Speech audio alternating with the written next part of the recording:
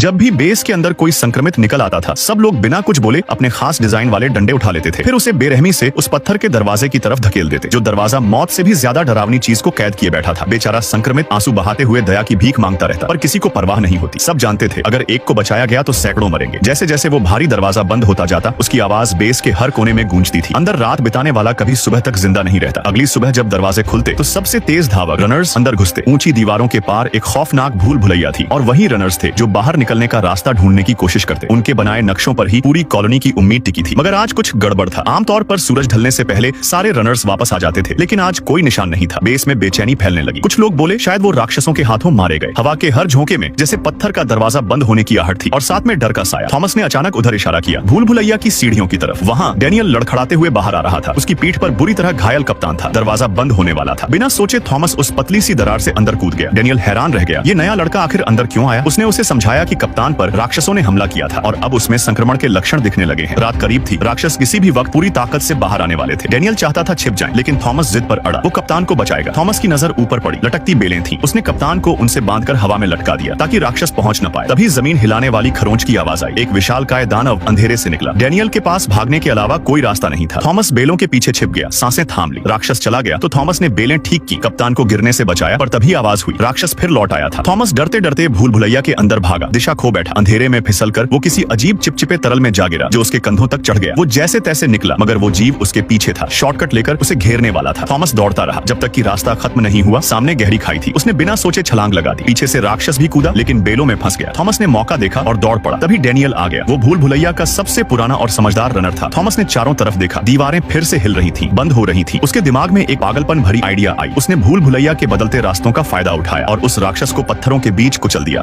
सुबह जब दरवाजे खुले तो पूरा बेस खामोश था। सबकी नजर उस ओर गई जहां से थॉमस और डैनियल लहूलुहान हालत में बाहर निकले। भीड़ हैरान थी, क्योंकि आज तक कोई दूसरी रात देखकर जिंदा नहीं लौटा था।